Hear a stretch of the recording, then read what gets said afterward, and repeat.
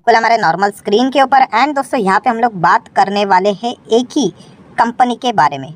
Obviously जिस भी company के बारे में हम लोग बात करते हैं, मेरा काम आप लोगों को एजुकेशन प्रोवाइड करना है। डायरेक्टली ब्लाइंडली जाके कोई बाइंग सेलिंग का कोई रिकमेंडेशन यहाँ पे नहीं है। मैं हमेशा ये बात बोलने की कोशिश करता हूँ, ठीक है। सो इस वीडियो की बात करें दोस्तों, बहुत सारा आपको नया लर्निंग लेसन भी मिलने वाला है। कुछ ऐसे टर्म्स है जो कि फाइनेंस वर्ल्ड में बार बार आते रहते हैं, तो वो भी आपको सीखने को मिलेंगे। एंड अगर कोई फर्स्ट टाइम इन शब्दों का प्रयोग फर्स्ट टाइम सुन रहा है, तो चाहो तो उसको आप नोट करके रख सकते हैं। तो भविष्य में जब भी इस शब्द का कभी प्रयोग होगा तो आपको समझ में आएगा कि एग्जैक्टली वो क्या बोलने की कोशिश कर रहे हैं। क्योंकि फाइनेंस वर्ल्ड में जैसे मैंने कहा, हाँ, अलग अलग शब्द सामने यहाँ पे आते रहते हैं, ठीक है। स्टार्ट करेंगे सबसे पहले कौन सी कंपनी की बात होने वाली है। तो कंपनी का नाम आप यहाँ पे देख सकते हो, पारादीप फॉस्फेट। यस दोस्तों, पारादीप फॉस्फेट की अगर हम लोग बात करें, 60 रुपये का स्टॉक देखने को मिला है, ठीक है। आज के दिन 8% भागा है, कोई बड़ी बात नहीं है, छोटी कंपनी है, ऐसा ही चलता रहता है। आज तक अगर देखा गया तो कंपनी इसी दायरे में घूम रहा है, ठीक है। कोई बहुत आगे नहीं गया है, ना तो बहुत पीछे यहाँ पे गिरा है करके। एंड ये कंपनी की अगर हम लोग बात करें तो इसके पहले भी मैं इसको यहाँ पे कवर करके रख चुका। ऑब्वियसली ज़्यादा फ्रीक्वेंसी में इस स्टॉक को मैं रिपीट नहीं करता हूँ क्योंकि छोटी कंपनी है। एंड जो ज़्यादा लोग इंटरेस्टेड होंगे वो खुद से यहाँ पे इन चीज़ों को ट्रैक करते हैं। बट पहले मैंने इस कंपनी के बारे में स्टडी करने के लिए क्यों दिया था, उसके पीछे का रीज़न था शेयर होल्डिंग पैटर्न। यस दोस्तों, बहुत ही छोटी कंपनी है, बट डोमेस्टिक इंस्टीट्यूशनल इन्वेस्टर की बात करें, उनकी रुचि इस कंपनी में बहुत ज़्यादा हम लोग को देखने को मिली शुरुआत से ही। मतलब अगर आप चेक करोगे तो 22 से 20% के आसपास की हम लोग को होल्डिंग देखने को मिल रही है इस कंपनी में। एंड जस्ट अभी अभी इसकी शुरुआत हम लोग को होती हुई देखने को मिली थी।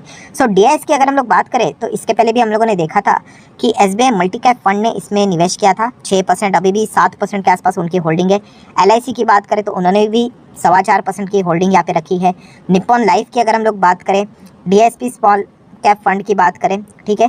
Then Mirae Asset flexi cap की अगर बात करें तो उन्होंने हाल ही में ही एंट्री ली है, ठीक है। वो आते जाते चलते रहते हैं।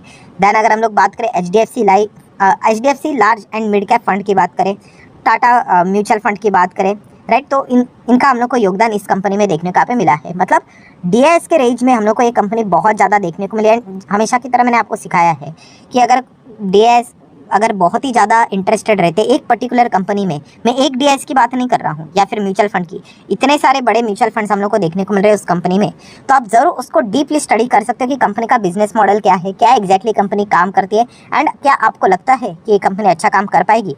तो उस राह के हिसाब से आप क्या कर सकते हो, अपनी स्टडी को फर्दर कंटिन्यू कर सकते हो। ऐसा नहीं होना चाहिए कि डीआईएस ने खरीद लिया इसलिए मैं भी जाके खरीद लूँगा या फिर खरीद लूँगी, तो फिर कोई सेंस की बात बनती नहीं है, ठीक है। सो इस कंपनी के बारे में अभी हम लोगों ने ज़्यादा डिटेल में जानने की कोशिश यहाँ पे करनी है क्योंकि कुछ खबरें हम लोग को आते हुए देखने को यहाँ पे मिल रही है। सबसे पहले बात करें आज के दिन भागा की, क्योंकि ये जो हम लोग को एक स्टॉक ब्रोकर देखने को मिल रहा है, ठीक है, बड़े बड़े नाम यहाँ पे रहते हैं। जैसे कि आज के दिन सीएलएसए ने, अगर हम लोग बात करें कैसे आईडीएफसी फर्स्ट बैंक को डाउनग्रेड किया तो वो स्टॉक गिर गया, तो वैसे ही कुछ ब्रोकर यहाँ पे कुछ स्टॉक से रिलेटेड पॉजिटिव बातें करते हैं। तो उन्होंने पारादीप फॉस्फेट की बात करें तो उस स्टॉक में 71% अपसाइड की बात की है, पोटेंशियल अपसाइड की। एंड 100 रुपीज़ तक ये स्टॉक का टारगेट उन्होंने यहाँ पे दिया है। अभी ब्रोकरेजेस टारगेट देते हैं इसलिए ब्लाइंडली कभी जाना नहीं होता, ये मैं मल्टीपल टाइम आपको यहाँ पे बोल चुका हूँ। बट इंपॉर्टेंट चीज़ क्या होती है, हाँ, वो ब्रोकरेज रिपोर्ट स्टडी करनी होती है। वो हमेशा इसके पीछे का रीज़न क्या है वो प्रोवाइड करते हैं, एंड वो रीज़न हम लोगों ने स्टडी करना होता है। तो दोस्तों अगर हम लोग रीज़न की बात करूँ, आप देख सकते हैं, देखिए ब्रोकरेज जो ब्रोकर है, ठीक है, वो बिलीव करता है कि कंपनी आने वाले समय में, अभी हम लोग को क्या देखने को मिल रहा है कि कंपनी ने एक्सपांशन किया है, ठीक है, मतलब काम कर रही है। एंड पोस्ट एक्सपांशन की बात करें, फर्टिलाइजर सेक्टर में कंपनी काम करते हुए देखने को मिल जाती है। तो उस एक्सपांशन से क्या होता है, कैपेसिटी बढ़ता है, ठीक है। एंड कैपेसिटी बढ़ाने के लिए, एक्सपांशन करने के लिए खुद का पैसा डालना पड़ता है या फिर क्या करना पड़ता है, यस, दूसरी कोई कंपनी होती है उसका प्लांट खरीद लो। तो ये देखिए कंपनी ने हाल ही में ही एक्विजिशन किया था, कौन से प्लांट का, एक गोवा में प्लांट हम लोग को देखने को मिल रहा था, जुआरी एग्रो करके, ठीक है, उसको उन्होंने यहाँ पे खरीदा है। तो इसके चलते क्या हो जाएगा कि पहले इस कंपनी का कितना चलता था कैपेसिटी फर्टिलाइजर से रिलेटेड, 1.2 मेट्रिक टन, जो कि इस प्लांट के एक्विजिशन के बाद सब कुछ खत्म होने के बाद 1.8 मेट्रिक टन तक ये हम लोग को कैपेसिटी बढ़ती हुई देखने को मिलेगी। तो ऑब्वियसली ये कंपनी ने जो कैपेक्स किया है इससे कंपनी को डेफिनेटली फ़ायदा होगा, ये पॉइंट उन्होंने यहाँ पे मेंशन करके रखा हुआ है। प्लस अगर हम लोग यहाँ पे बात करें, इसके चलते कंपनी को और भी अलग अलग फ़ायदे होंगे, जैसे कि प्रोडक्ट मिक्स की बात करें। एंड उसी के साथ साथ अगर हम लोग बात करें, कंपनी बैकवर्ड इंटीग्रेशन के ऊपर भी काम करते हुए देखने को मिल रही है, ठीक है। अभी जो लोग इस चैनल को पहली बार सुन रहे होंगे तो उन्होंने ये शब्द के बारे में मतलब उनको एक्सप्लेनेशन पता नहीं होगा। अगर खुद से पता हो तो अच्छी बात है, बट बैकवर्ड इंटीग्रेशन अभी ये क्या है? ये एक बहुत ही इंपॉर्टेंट टर्म है जो कि फाइनेंस के वर्ल्ड में, शेयर मार्केट में, कंपनीज में बार बार आता रहता है। बहुत ही सिंपल है, कोई रॉकेट छोड़ना नहीं है हम लोगों को मार्स पे, इतना सिंपल है। सो बैकवर्ड इंटीग्रेशन मतलब क्या, थोड़ा सा आसान भाषा में बोलना चाहूँगा, फिर एग्जाम्पल दूंगा। बैकवर्ड इंटीग्रेशन मतलब अगर मैं आपको एक एग्जाम्पल दे देता हूँ। सो दोस्तों एग्जाम्पल के लिए मान लीजिए कि SMKC, ठीक है, हमारा ही चैनल है। सो SMKC टेक्सटाइल, ये एक हमारी कंपनी है। और टेक्सटाइल में हम लोग काम क्या करते हैं दोस्तों, कि हमारा एक SMKC ये शर्ट बनाती है कंपनी, ठीक है। सो ये शर्ट बनाती है और हम लोग क्या करते हैं, ये शर्ट 100 रुपये का बनता है, हम लोग इसको बेचते पैसा कमाते हैं। अभी शर्ट ऐसे ही बनता है क्या? नहीं, आपको क्या चाहिए शर्ट बनाने के लिए?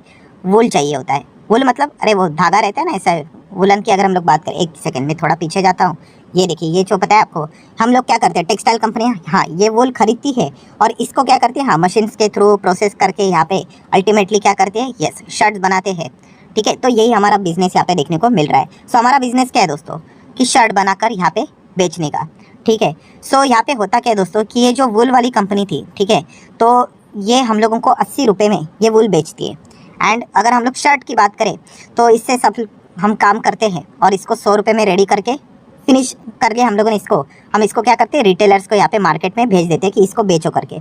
तो 80 पे ये खरीदते हैं हम लोग, 100 में रेडी, मतलब 20 रुपये का पर शर्ट के ऊपर हम लोग को फ़ायदा यहाँ पे मिल जाता है, ठीक है। अभी होता क्या है कि कुछ टाइम के बाद हम लोग को समझ में आता है कि हम लोग शर्ट तो बना रहे हैं, बट ये जो वूल है ये 80 रुपये में हमें बेच रहा है, ये कुछ ज़्यादा ही लग रहा है। एक काम कर लेते हैं कि हम ही ये वूल का बिजनेस स्टार्ट कर देते हैं, ठीक है। इसको बोलते हैं दोस्तों बैकवर्ड इंटीग्रेशन, कि इसमें हम लोग पीछे जाएंगे और क्या करेंगे, अभी ये जो जिस कंपनी से हम लोग खरीद रहे थे उसको बोलेंगे भाई हमें नहीं चाहिए तुमसे, हम खुद इस धंधे में एंटर करेंगे। ऑब्वियसली उसके लिए पैसा भी चाहिए, ऐसा हवे में थोड़ी ना बातचीत चलेगी। तो इसलिए वो क्या करते हैं, जो भी बिजनेस करते हुए जो पैसा आता है उस पैसे से इस प्रकार की जो कंपनियाँ होती है उनको यहाँ पे वो इधर खरीदेंगे या फिर खुद का बिजनेस स्टार्ट करेंगे।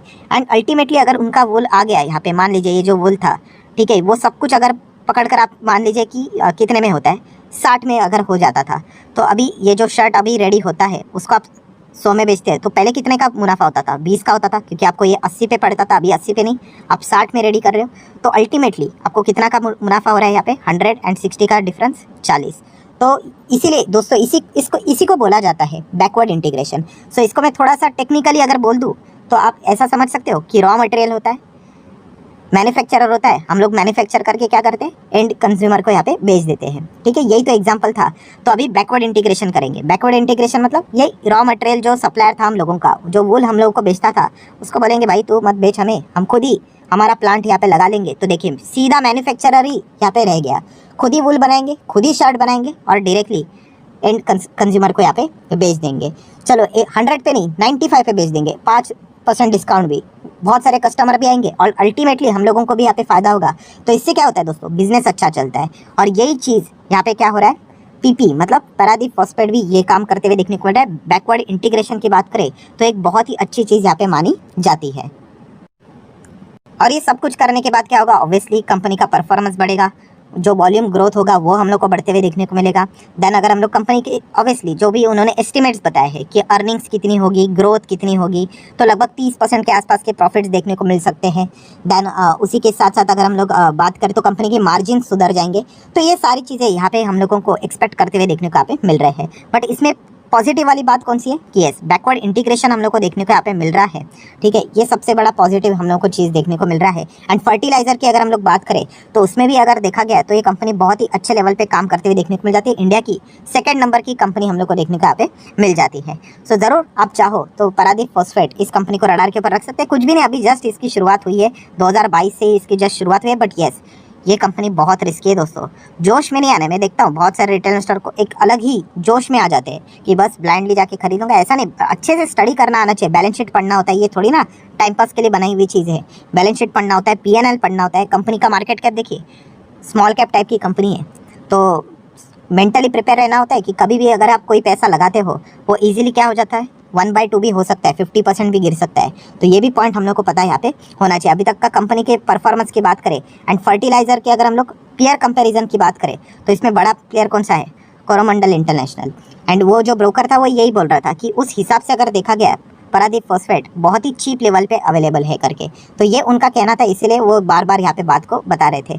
बाकी अगर देखा गया दोस्तों फर्टिलाइजर में तो इतने कोई खास कंपनियां हम लोग को अभी तक देखने को यहाँ पे नहीं मिलती है। बट आप चाहो तो इस कंपनी को स्टडी कर सकते हो, बट कंपनी के रिजल्ट्स भी देख लेना। अगर आप ओवरऑल परफॉर्मेंस देखोगे, इस वक्त का कंपनी का परफॉर्मेंस देखिए बहुत ही डाउन देखने को यहाँ पे मिला था।